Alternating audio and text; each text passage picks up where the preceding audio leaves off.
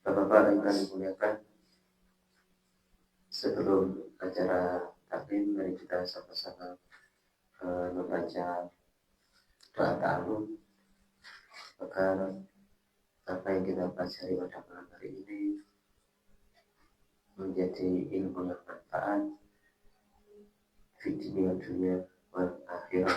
Amin.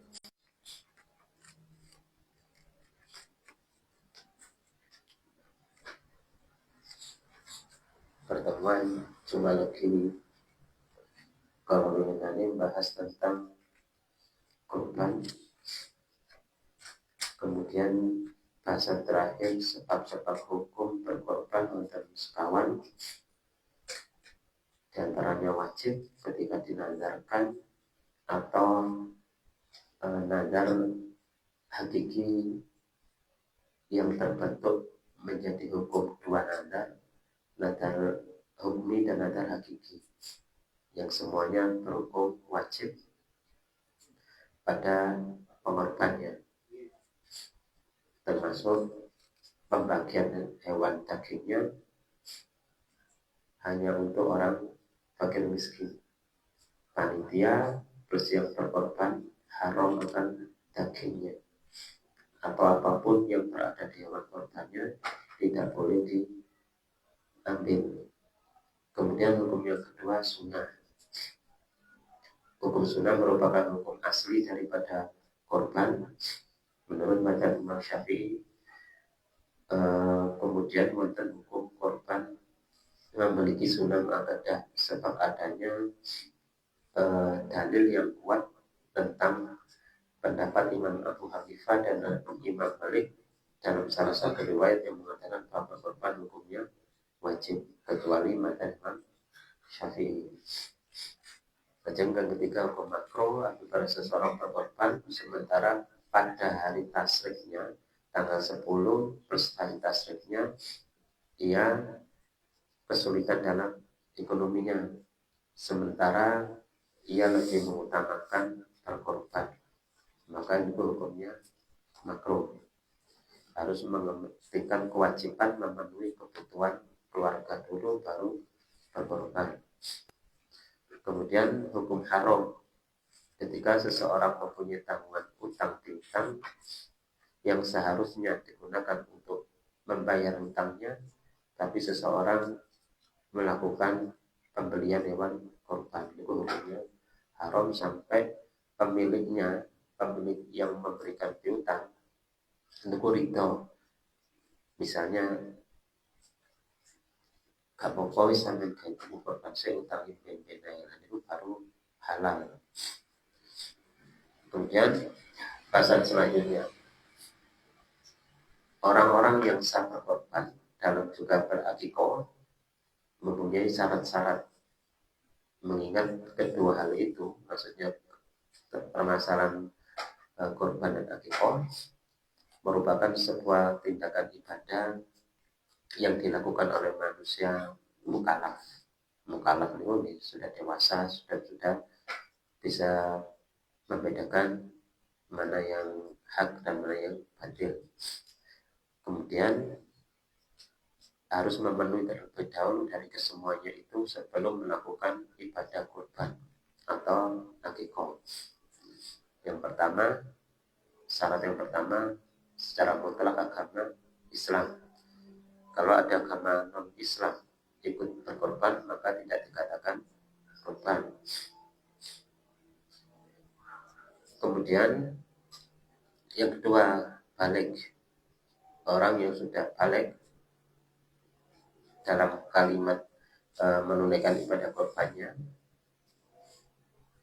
Urutan yang kedua yang dimaksud balik itu ketika seseorang mulai terhitung usia 9 tahun penghitungan Hijriah atau maksimalnya usia 15 tahun.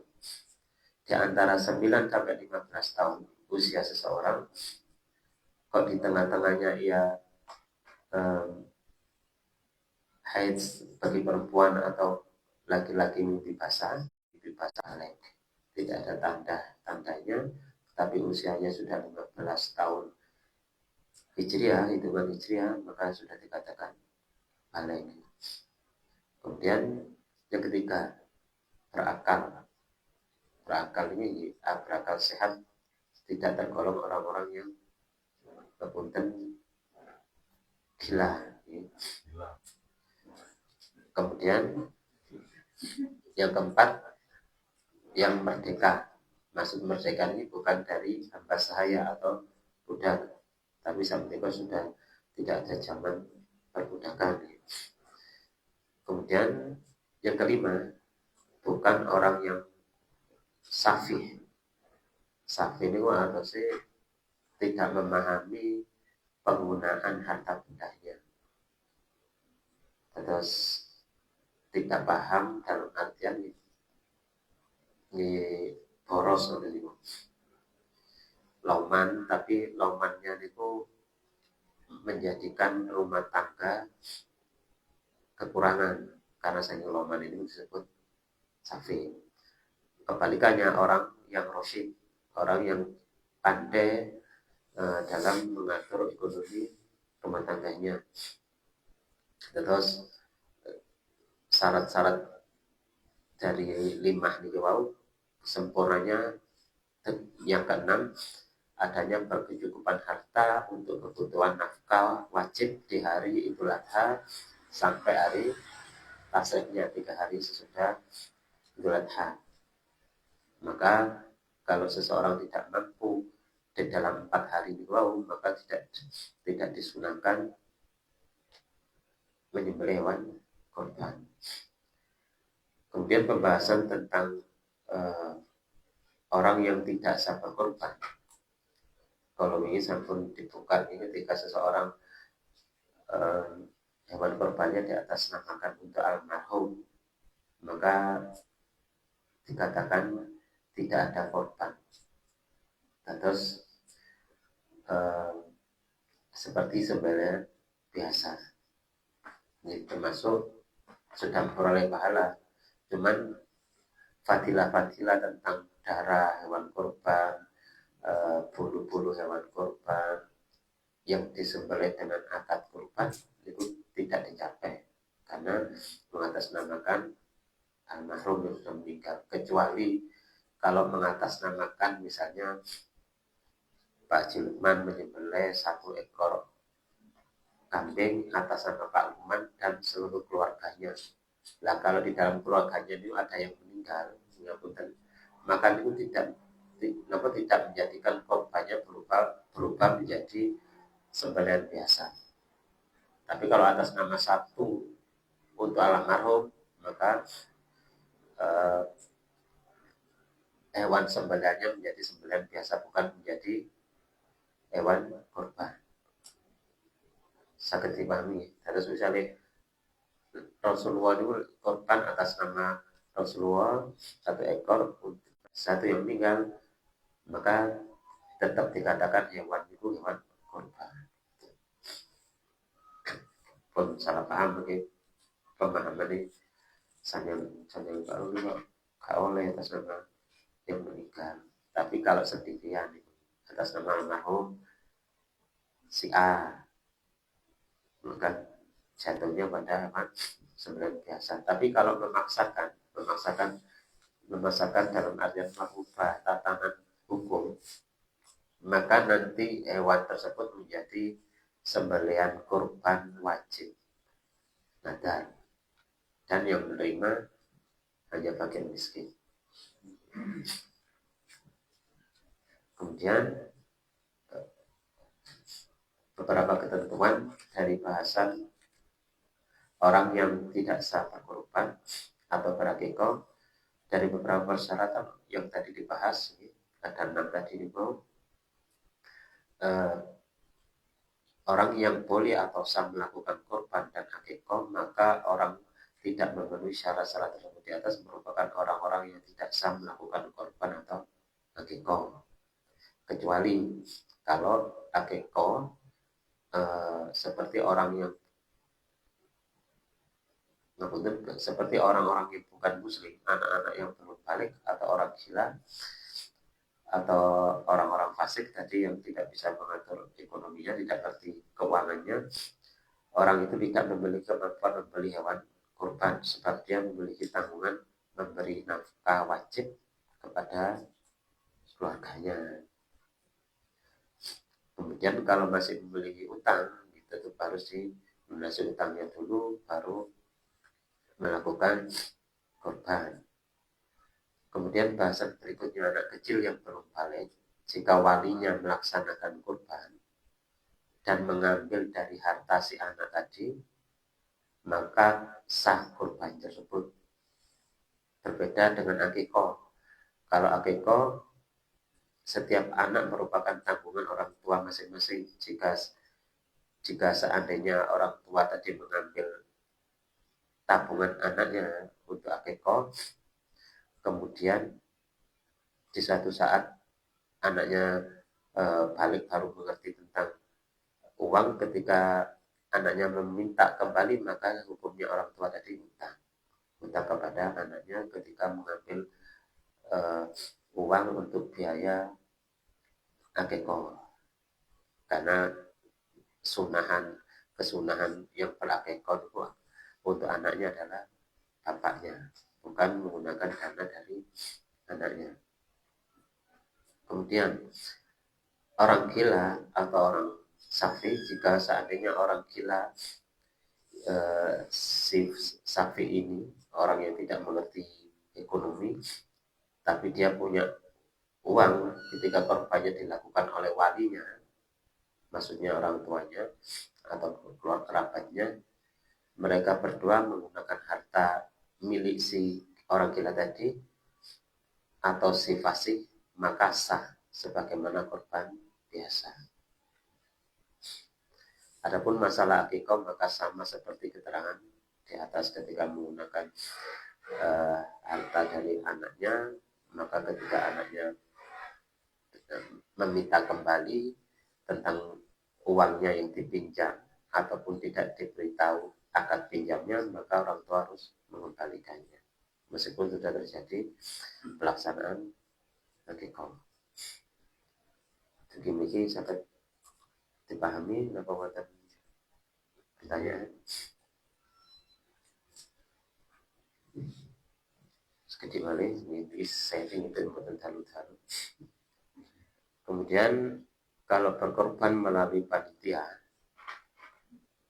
ada kalanya pihak pengorban atau yang berakikoh lihat panitia tidak mampu mengurusi pembeliannya, sehingga pembagian hewan korban pun atau hewan akikoh sering ditemukan mereka melakukan kesalahan atau kejanggalan. Sebab kalau ia sudah lewat panitia, maka harus mentakwilkan atau mewakilkan ketika pembelinya. Panitia otomatis meniatkan saat membeli untuk pembelian hewan korban si fulan, tidak atas namanya sendiri. Begitu juga dengan niat. Niat niku kalau misalnya patungan sapi ada 7 orang, kemudian semuanya kirim uang misalnya ke panitia yang memberikan, maka nanti kalau barangnya hewannya ada, maka pemilik uang tadi itu dipanggil, ini hewan korbannya, dan bisa diniatkan. Terus kalau masih wujud uang itu tidak bisa diniatkan, maksudnya panitia harus memanggil di telepon, terus ketujuh orang itu hadir di proses pelaksanaan penyembelihan, maka baru diniatkan. Niat misalnya saya niat berkorban sunnah hari ini dan barangnya itu ada di depannya. Kalau tidak ada, masih proses pembelian, maka tidak sah. Terus niat bersamaan dengan ada barang atau hewan korbannya. Di antara syarat-syarat perwakilan ada akad wakola antara pemilik hewan korban atau akikah dan panitia, baik akad wakalah penyembelihan hingga pembagian hasil sembelihan. Wonten akad wakil. Kemudian pihak wakil selaku panitia itu bertugas sebagai wakil dari pengorban, benar-benar memperhatikan dan menjunjung tinggi amanat pihak pengorban agar tidak menyalahgunakan amanat tersebut, misalnya dengan menjual kulit hewan kurban. Maka kalau panitia niku sebagai wakil, maka dia menentukan siapa yang berhak menjual. Misalnya panitia memperoleh semuanya, misalnya ada 10 lembar kulit, panitia niku semuanya memperoleh satu-satu. Niku boleh, asalkan nanti yang menjual niku yang jadi masalah, yang menjual hanya fakir miskin. Sementara orang-orang yang mampu maka tidak dibenarkan untuk menjual, yang diperbolehkan hanya memanfaatkan saja. Jika didamel hiasan dinding, didamel tebangan, atau didamel apapun, asal tidak dijual. Kemudian yang ketiga, jika pihak pengorban atau pengakikah juga meminta tolong untuk membelikan hewan kurban kepada panitia, maka harus ada akad wakalah, baik akad wakalah pembelian atau hingga pembagian hasil sembelihan. Karena itu bagian dari amanat. Kalau wasakan singkat maut. Kemudian selanjutnya, jika terjadi hal yang tidak diinginkan terhadap hewan kurban, misalnya terjadinya kecacatan atau kematian hewan yang disebabkan oleh kecerobohan pihak panitia, maka panitia yang diamanati wajib mengganti rugi hewan tersebut. Singin nanti dari sirojul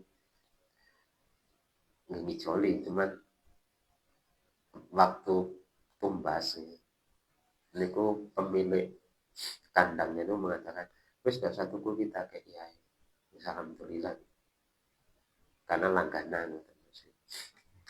Coba ngijoli urunan.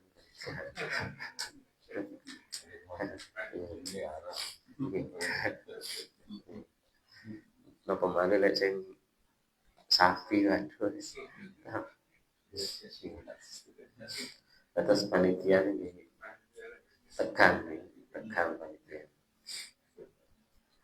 Kemudian diupayakan sebisa mungkin supaya panitia tidak bertanya kembali kepada pihak pengorban tentang hewan waktu dia menyetorkan. Bisa sekiranya pertanyaan itu menyebabkan munculnya jawaban pengorban yang mengatakan ini korban saya. Kalau kalimat jawaban ini korban saya, maka itu masuk dalam kategori nadar hukmi. Kalau nadar hukmi, maka hukumnya wajib, dan pembagian dagingnya mulai seluruhnya termasuk apapun yang berkaitan dengan hewan tersebut hanya diperbolehkan yang menerima fakir miskin. Ini merupakan sunnah ya. Yeah. Terus panitia yang terima itu, kalau panitia itu mestinya itu wonten hanya satu pintu. Maksudnya satu pintu itu satu yang terima. Bukan gantian, misalnya hari Senin Pak Lukman, hari Selasa Pak Jumson, berikutnya Pak Sinten.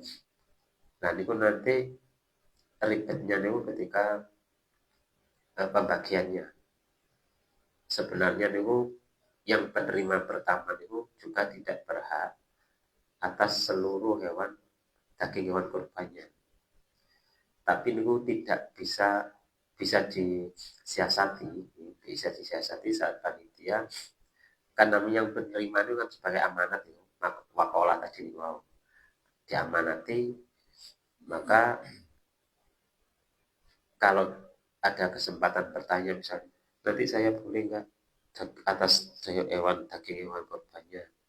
Nah, baru kali itu baru jelas kehalalannya. Ini bagi yang menerima pertama. Seumpama tidak tega tangan seperti ini, maka mboten asal. Misalnya Pak Luman yang menerima pertama, maka tidak boleh menerima hewan korban. Tapi siasatnya, misalnya ada panitia di antaranya untuk Pak Jumson misalnya. Ini jatahnya semua panitia itu satu lah, Pak Jumson dikasih dua. Kemudian diberikan tanda kutip nanti ini berikan ke Pak Jiman. Terus Pak tidak memperoleh secara langsung, tidak memperoleh secara langsung dari panitia, maksudnya orang yang jatuh wakil tadi, jadi menjadikan satu pintu penerima pertama itu disangsikan kalau tidak berlanjutannya nanti saya boleh kan tidak menjadi nama kan sungkan gitu. Tapi kalau tidak tega bertanya seperti ini kepada pengorbannya, maka panitia yang lainnya mensiasati jangan misalnya ada 10 panitia, maka dari 10 tadi mau terhitung plus dengan Pak Lukmannya, maka ada satu orang yang memperoleh dua, tujuannya nanti sebagai wakil untuk diberikan ke penerima pertama, misalnya Pak Lukman tadi.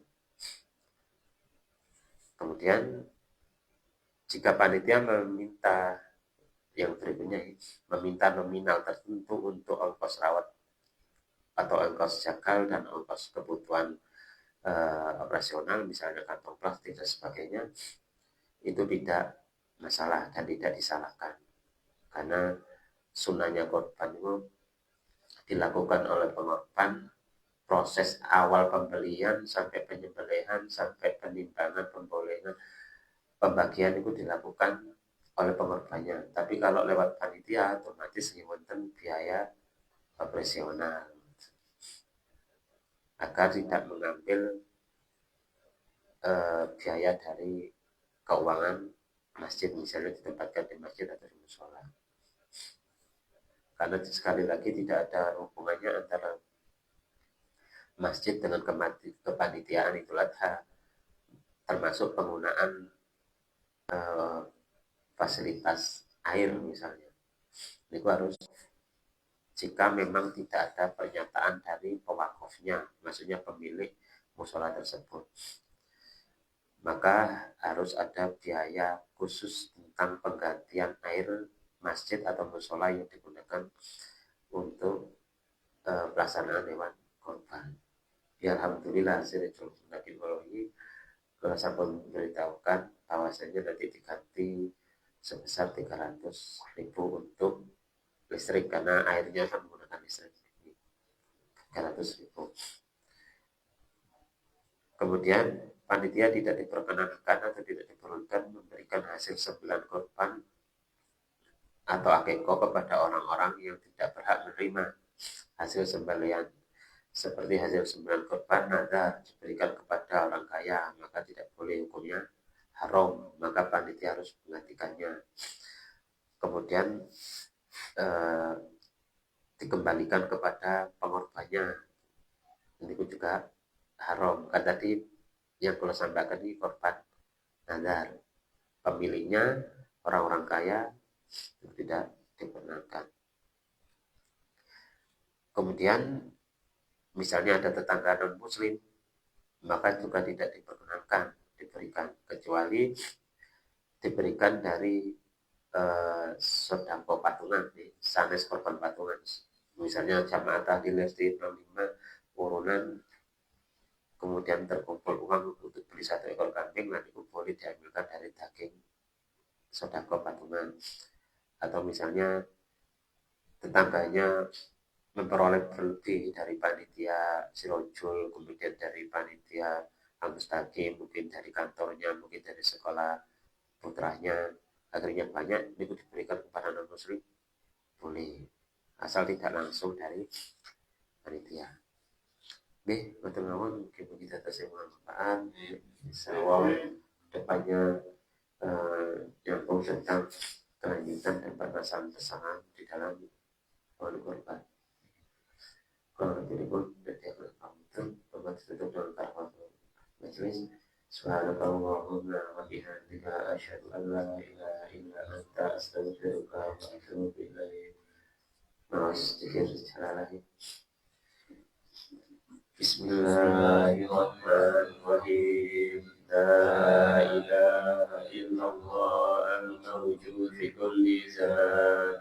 La ilaha illallah al-mawjud fi kulli makan. La ilaha illallah al-mawjud fi kulli lisan. La ilaha illallah al-ma'ruf bil lisan.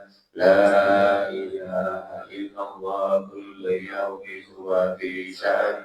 La ilaha illallah al-ahad al-ahad min zawadil iman wa min fitnati syaitan ya qadim al-ihsan kamla alaina min ihsan ihsanukal qadim ya hanan ya mannan ya rahman ya rahim ya ghafur ya ghaffar اغفر لنا وارحمنا وأنت خير الراحمين وصلى الله على سيدنا محمد وعلى آله وصحبه وسلم.